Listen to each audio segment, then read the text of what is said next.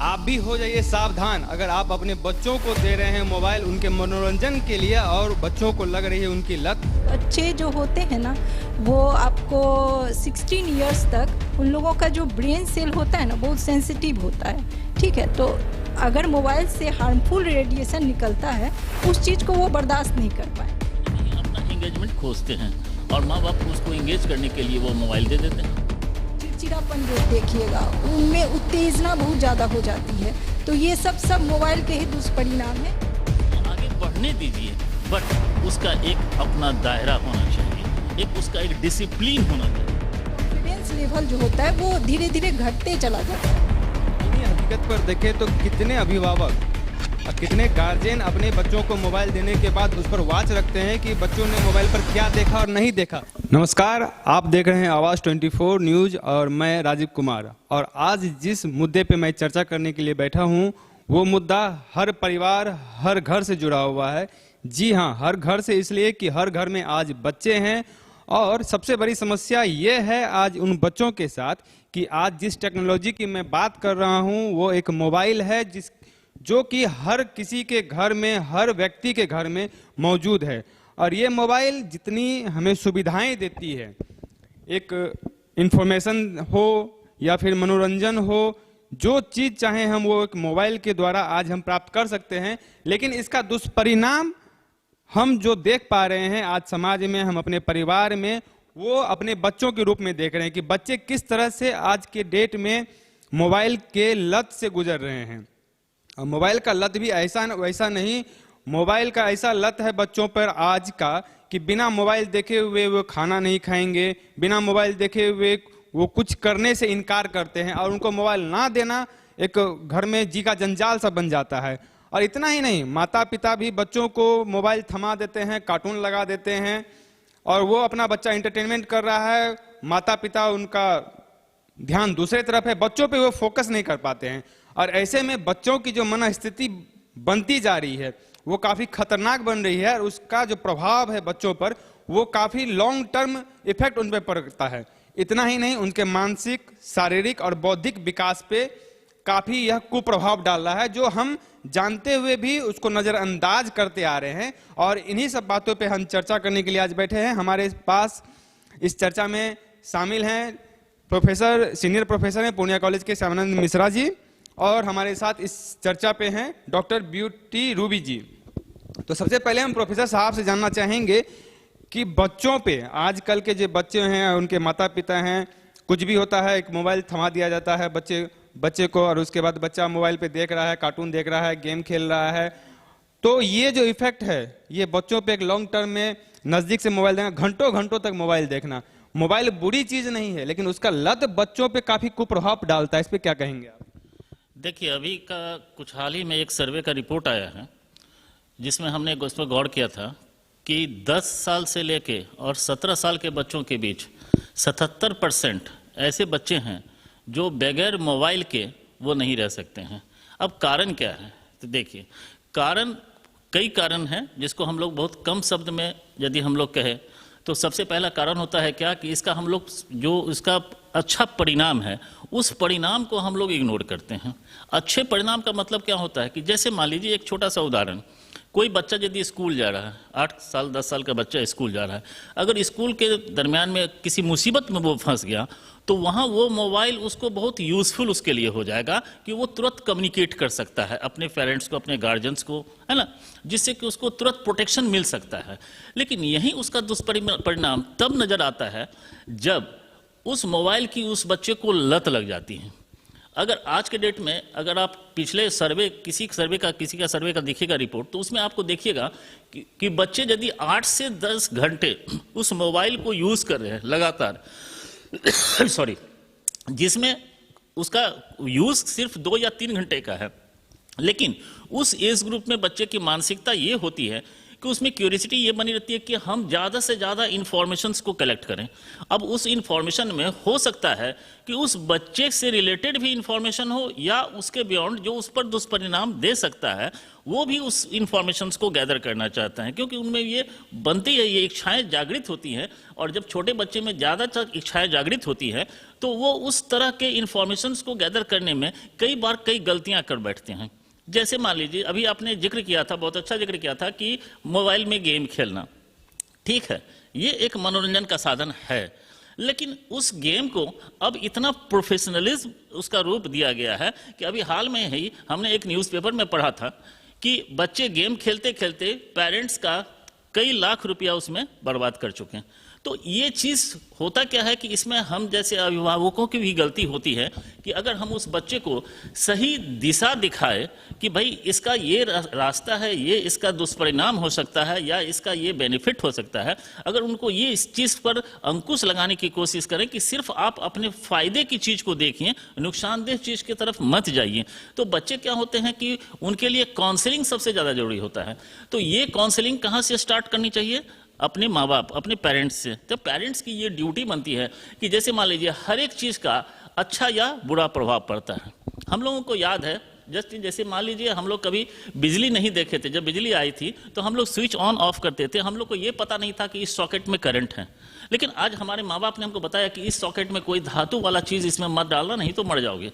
तो ठीक उसी तरह यदि पेरेंट्स, अभिभावक यदि आज के डेट में जागरूक हैं तो अब सबसे पहला उनकी ड्यूटी यही बनती है कि अपने बच्चे को ये शिक्षा दें, जो परिवार क्या प्रथम पाठशाला है, तो ये शिक्षा दें कि देखिए ये जो आपके पास डिवाइस है, इलेक्ट्रॉनिक डिवाइस है आपका, तो इसका सही मायने में इसका यूज़ क्या हो सकता है, और ये कोशिश करें अभिभावक कि उनको इसकी लत लंबे समय तक नहीं लगे। किसी भी चीज़ में अगर हम लगातार इन्वॉल्व होते हैं तो उसके लिए हम क्या होते हैं कि हम हैबिचुएटेड हो जाते हैं और उसके बगैर हम रह नहीं सकते। जब हैबिट वाली फॉर्मेशन हो जाती है तो आप लोगों ने न्यूज़ में भी देखा होगा कि कई ऐसे बच्चे जिनको मोबाइल प्रोवाइड नहीं किया तो सुसाइड कर लिए।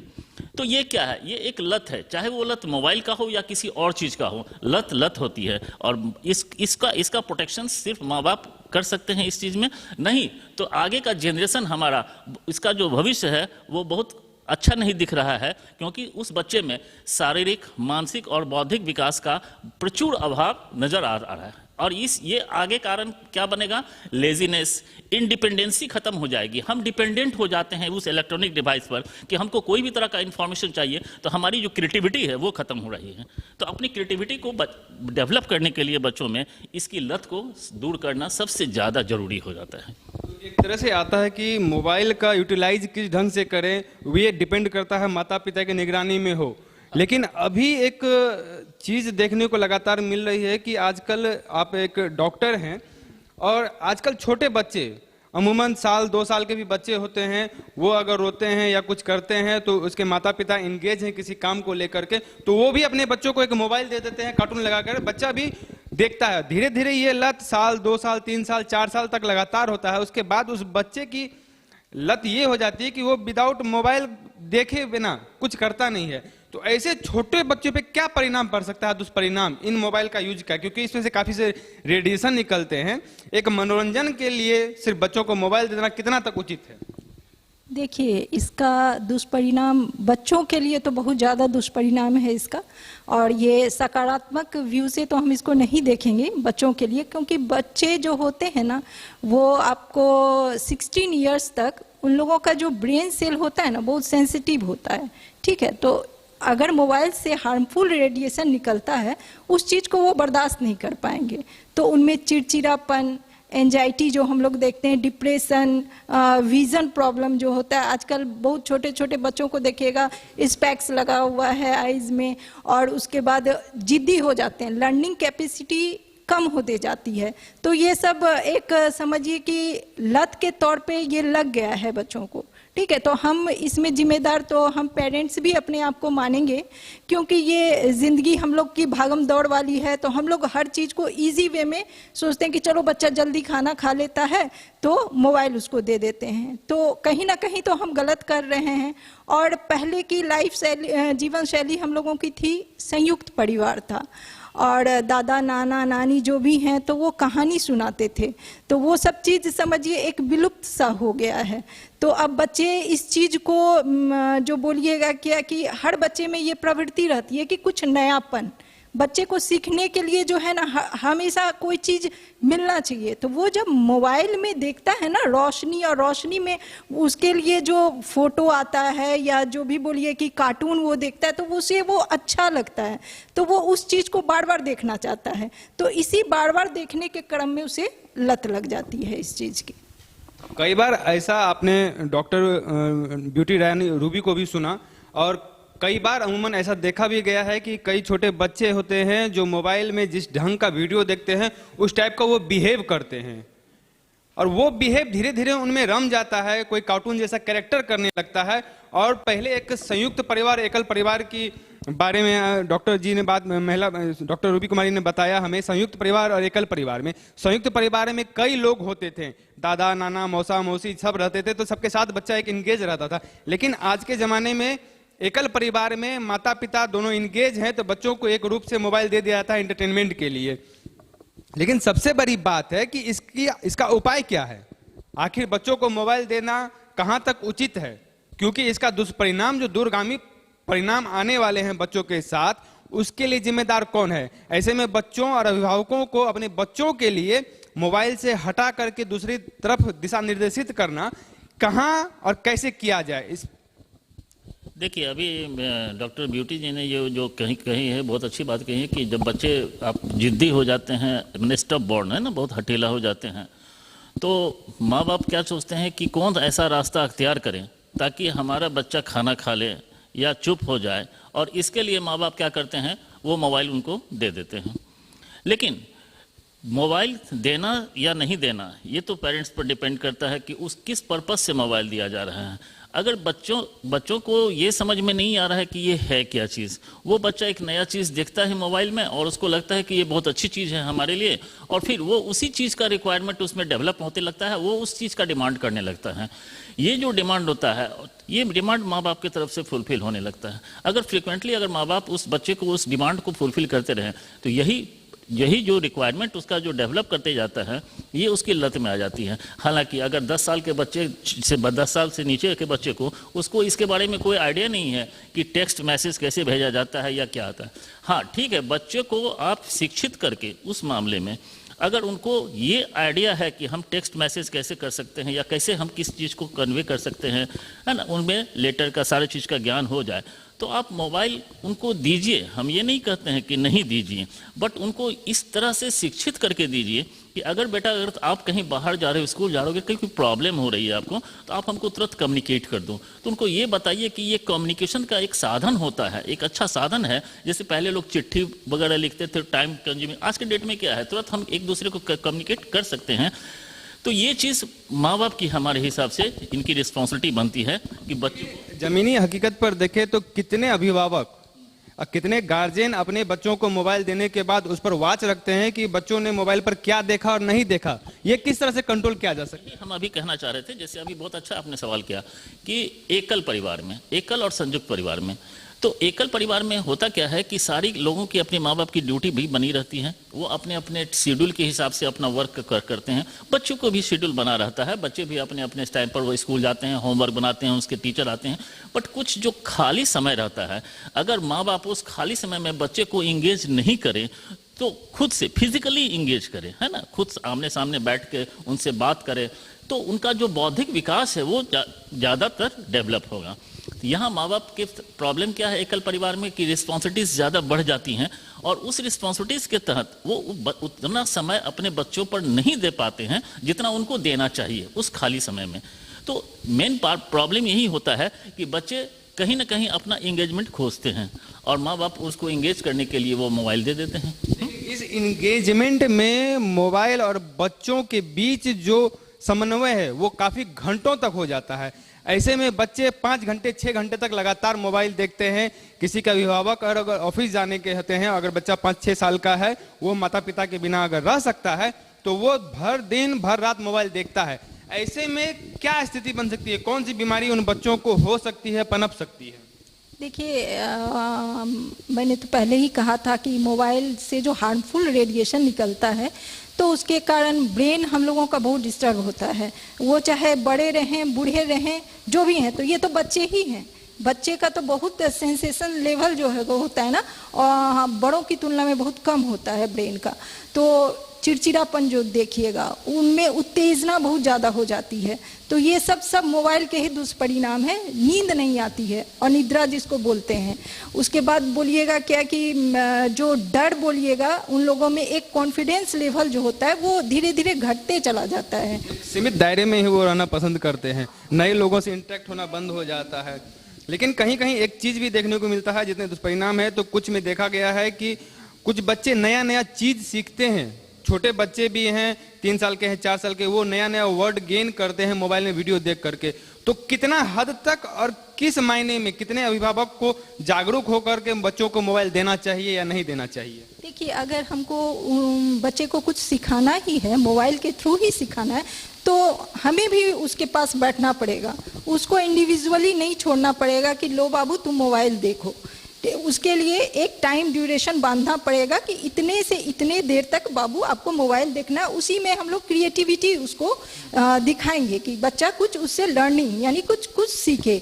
और हम लोग हमेशा ये चीज़, हर पेरेंट्स जानते हैं कि उसका बच्चा क्या चीज़ में इंटरेस्टेड है, इंडोर गेम्स में है या आउटडोर गेम्स में है, तो उसके लिए हमको उसको जागरूक करना है। अगर इंडोर गेम्स में है तो हम उसके साथ बैठ के थोड़ा टाइम स्पेंड करेंगे। चलो बाबू चेस खेल लो, चलो बाबू लूडो खेल लो। आउटडोर गेम में है तो हम उसको क्रिकेट के लिए प्रोत्साहित करेंगे। म्यूजिक है, ड्राइंग है, इवन कि अगर एबेकस जैसी चीज़ जो हमारे बौद्धिक क्षमता को बच्चे को बढ़ाती हैं, उस चीज़ में अगर इंगेज किया जाए तो बच्चे धीरे धीरे इस मोबाइल की लत से दूर हो जाएंगे। फिजिकल एक्टिविटी काफ़ी ज़रूरी है, लेकिन आज के दौर में जिस ढंग से मोबाइल बच्चों पर प्रभावी हो रहा है और अमूमन अभिभावक बच्चों को मोबाइल देकर के अपने आप को एक स्वतंत्र फील करते हैं कि चलो हम फ्री हैं, बच्चा मोबाइल देख रहा है हम फ्री हैं, उनकी बच्चों की फिजिकल एक्टिविटी बंद हो रही है। ऐसे में स्कूल के द्वारा भी बच्चों को फिजिकल एक्टिविटी कराई जाती है, लेकिन जब मोबाइल नहीं था उस समय के बच्चों का डेवलपमेंट फिजिकली तौर पर जो होता था, उसके लिए क्या जिम्मेदारी परिवार वालों की नहीं बनती है कि बच्चों को हम फिजिकल एक्टिविटी उनके साथ समय दें, उसके साथ खेलें, उसके साथ कूदें? क्योंकि अमूमन देखा गया है कि जो बच्चे मोबाइल देख रहे हैं उनके साथ अगर आप खेलने के लिए तैयार होते हैं तो बच्चा मोबाइल देखना बंद कर देता है। लेकिन बच्चों को ना समय दे करके उनको मोबाइल देना कहाँ तक उचित है? ये सबसे बड़ी आज के दौर की सबसे बड़ी विडंबना है ये कि कोई भी आपके पास अगर संसाधन ऐसा मौजूद होता है जो आपके कार्य क्षमता में वो आपको उस कार्य क्षमता को प्रूव करने में या उसको पूरा करने में वो आपके लिए सहायक सिद्ध होता है। तो मोबाइल अभी आज के डेट में ऐसा है कि वो आपकी कार्य जो क्षमता है उसको बढ़ाती नहीं है, वो घटाती है। एक छोटा सा एग्जांपल आपको बताते हैं। अगर कोई बच्चा को, हम लोग पहले क्या था, जब मोबाइल नहीं था तो मैथ्स बनाते थे, तो अगर एक टर्म्स में नहीं बनता था तो दूसरा तीसरा, हम लोग अटेम्प्ट पर अटेम्प्ट लिए जा रहे हैं। आज के डेट में क्या है कि आपको सारा सॉल्व्ड आंसर आपको मिल जा रहा है। तो बच्चे का जो बौद्धिक विकास है वो जहां है वहीं रुक गया, वो उससे आगे नहीं बढ़ पाया, क्योंकि उसमें जो क्रिएटिविटी है, उसमें जो एक रचनात्मक उनके पहलू हैं जिसको कि उसको आगे बढ़ाना चाहिए। तो आज का जनरेशन हमारा जब ये बौद्धिक विकास से अलग हो जाएगा, दूर हो जाएगा, तो आगे का जनरेशन में हम लोगों को अबुल कलाम के जैसा साइंटिस्ट नहीं मिल पाएगा। क्योंकि ये एक क्या है, एक क्रिएटिविटी का एक बहुत बड़ा उदाहरण है ना। उस टाइम में, जिस टाइम में आप इतने बड़े बड़े सीवी रमन हुए या जो भी आपके जितने भी बड़े साइंटिस्ट हुए जो नोबेल पुरस्कार विनर हुए। हाँ, दूसरा इसका पक्ष और बहुत अच्छा चीज़ है कि अगर बच्चे में ये जागरूकता आ जाए कि इससे हमको कुछ ऐसी चीज़ सीखना है जो हमारे इर्द गिर्द वो संसाधन मौजूद नहीं है। जैसे अभी आप लोगों ने कुछ सुना होगा कि पटना के सेंट जेवियर्स स्कूल के 9th क्लास के बच्चे ने एक ऐसा सॉफ्टवेयर को डेवलप किया जिससे कि गूगल ने उसको 1 लाख रुपया पारितोषिक इनाम दिया, है ना। तो ये चीज़ होना चाहिए। ये देखिए, इसमें मेरिट्स भी है और डिमेरिट्स भी हैं। अब सवाल उठता है कि उस मोबाइल का उपयोग आप किसको, कब, कैसे, किस रूप में दे रहे हैं और उसका उपयोग किस तरीके से कर रहे हैं। जैसे अभी 4 व्हीलर्स आपके पास हैं, तो आप क्या कर रहे हो कि कम से कम टाइम में आप ज़्यादा दूरी तय करते हो। पहले बैलगाड़ी से लोग जाते थे, लेकिन क्या 4 व्हीलर्स का दुष्परिणाम नहीं है? अगर हम वही किसी छोटे बच्चे को दे दें जिसके पास उसका वो ऑथराइज नहीं है उस 4 व्हीलर्स को चलाने के लिए, बगैर लाइसेंस का, बगैर एक्सपर्टाइज का, उसको हम यदि दे देते हैं तो क्या दुर्घटना नहीं होती है? इसका मतलब ये नहीं है कि अगर दुष्परिणाम को देखते हुए हम इसको ये नहीं कहेंगे कि आप इस तरह के इन्वेंशंस को, इनोवेटिव स्किल्स को आप रोकिए, आप इसको आगे बढ़ने दीजिए, बट उसका एक अपना दायरा होना चाहिए, एक उसका एक डिसिप्लिन होना चाहिए। अगर ये डिसिप्लिन हम जैसे अभिभावक में बच्चों के पास हम लोग को देने की पावर नहीं है, तो वो उस तरह के इलेक्ट्रॉनिक्स डिवाइस या उस तरह के इनोवेटिव स्किल्स का कोई फायदा नहीं है आज के डेट में। तो जी आप भी हो जाइए सावधान, अगर आप अपने बच्चों को दे रहे हैं मोबाइल उनके मनोरंजन के लिए और बच्चों को लग रही है उनकी लत, तो आप भी सावधान हो जाइए, क्योंकि मोबाइल एक सीमित समय के लिए और आपके मार्गदर्शन में अगर आपका बच्चा मोबाइल देखता है, उससे कुछ सीखता है, तो यह बहुत अच्छी बात है। लेकिन बच्चों को घंटों तक मोबाइल दे करके छोड़ देना, जिसमें आप अपने आप को फ्रीडम महसूस करते हैं कि चलो बच्चा एंगेज है, मैं तब तक दूसरा काम कर लेता हूं, उसकी माँ सोचती है कि चलो मैं तब तक दूसरा काम कर लेती हूं, इस ढंग से अगर आप बच्चों को मोबाइल देकर के ट्रीट कर रहे हैं तो ये आपके लिए खतरनाक है। ऐसे में आपके बच्चा कभी भी IAS IPS बनने का तो छोड़ दीजिए, अब्दुल कलाम के समय में इतना मोबाइल नहीं था और ना ही इस ढंग की टेक्नोलॉजी थी। अगर हमारे पास आज के समय में इस ढंग की टेक्नोलॉजी हमारे पास उपलब्ध है, तो हमारे माता पिता को चाहिए कि हम उस टेक्नोलॉजी को अपने बच्चों को किस रूप में दे रहे हैं और सही मार्गदर्शन में और डायरेक्शन में हम उसको यूटिलाइज करवाएं, ताकि हमारे बच्चों का भविष्य सुरक्षित हो और साथ ही उसके शारीरिक, मानसिक और बौद्धिक विकास में सहायक हो। तो आप भी जान लीजिए कि मोबाइल के स्क्रीन में बच्चों का बचपन जो खो रहा है, उस पर आपको ध्यान देने की जरूरत है। इसके साथ मुझे दीजिए इजाजत। नमस्कार।